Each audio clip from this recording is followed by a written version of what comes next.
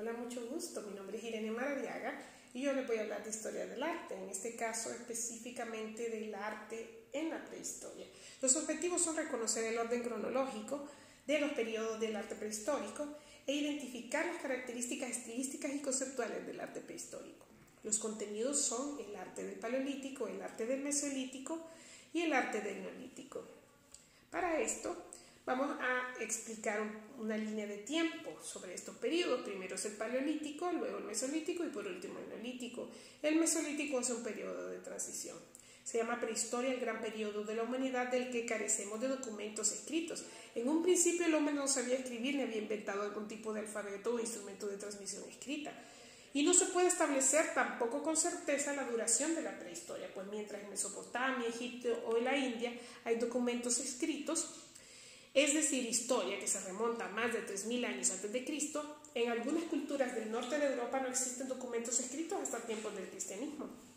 Por lo tanto, la prehistoria se puede dividir en estos grandes periodos. El Paleolítico, que es el periodo inicial 5 millones de años antes de Cristo hasta el 10.000 antes de Cristo. Luego tenemos el Mesolítico, que es la transición entre el Paleolítico y el Neolítico, que tiene 10.000 años antes de Cristo hasta 9.000 antes de Cristo. Y luego tenemos el Neolítico, que es 9.000 años antes de Cristo hasta 5.000 antes de Cristo, donde comenzaron a crear útiles de metal a partir del tercer milenio, por lo que se habla ya de la edad de los metales. Y esta edad de los metales se subdivide a la vez en lo que son 3 etapas: la edad del cobre en el tercer milenio antes de Cristo, la edad de bronce en el segundo milenio antes de Cristo y la edad de hierro en el primer milenio antes de Cristo. Entonces el hombre en la prehistoria vivió en condiciones climatológicas adversas y tuvo que adaptarse a cambios drásticos. La capacidad para fabricar estos instrumentos fue fundamental en la adaptación de estas personas. En su proceso evolutivo, el ser humano fue adquiriendo conciencia de su capacidad creativa e íntimo contacto con la naturaleza.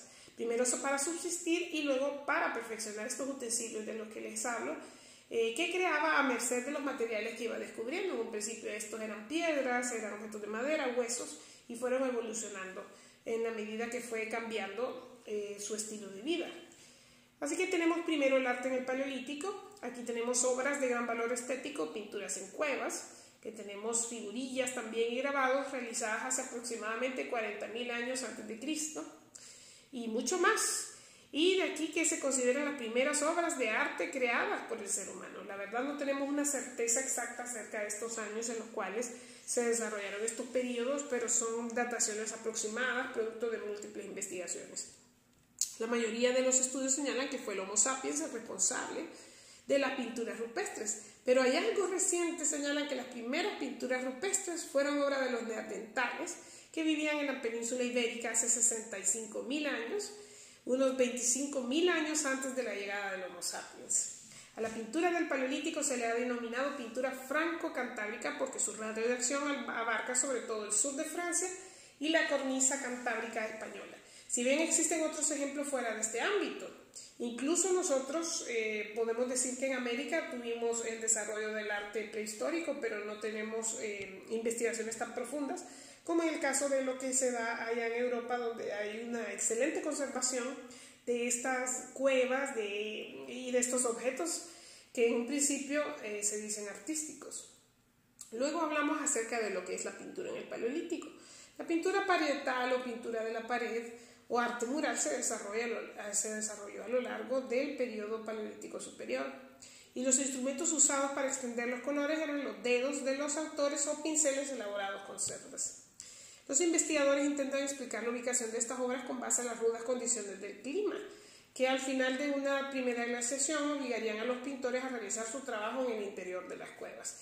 Esto es porque ellos se tenían que ubicar en estos espacios para poder protegerse de las condiciones climáticas que eran muy rudas, y de esta manera es que se han podido conservar estos monumentos que nosotros podemos observar y apreciar hoy en día.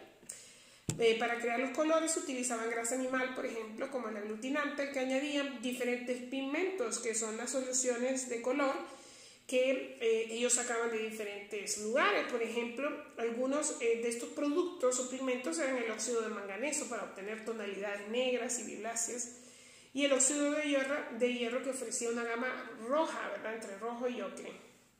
También se usaba el carbón y en algún caso hasta la sangre, ¿verdad? Este procedimiento graso resultó ideal para conseguir una adherencia perfecta sobre las porosas rocas de las cuevas, que absorbidas por estas y mantenidas en condiciones constantes de humedad, temperatura y ausencia de luz, ha sido gracias a estas condiciones que se han mantenido inalteradas. Luego tenemos lo que son las técnicas de pintura parietal, como el soplado, el delineado y el taponado. El soplado consiste en la pulverización de pigmento mineral y soplado a través de un hueco o de un hueso hueco. Se soplaba, se hacía uso de la boca, así como hoy en día tenemos una pajilla, entonces nosotros soplamos y de esta manera se expulsaba la pintura. Luego tenemos el delineado con la yema del dedo. Se delinea sobre la superficie las formas básicas para identificar al animal, comunidades o actividad.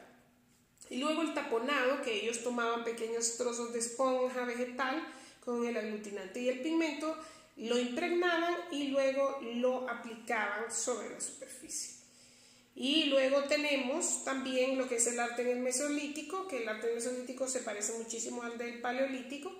El del Paleolítico es un arte eminentemente mágico. Ellos consideraban que al pintar estos animales en las cuevas ellos podían poseer sus almas y de esta manera podían tener una casa exitosa, porque muchos de estas figuras, estos personajes morían al momento de la caza.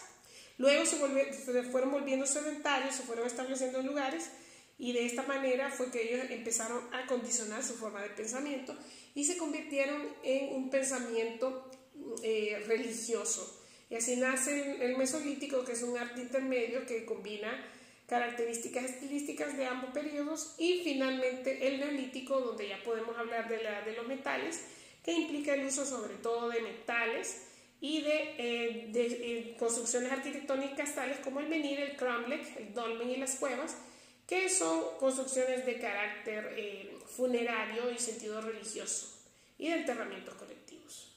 Mucho gusto.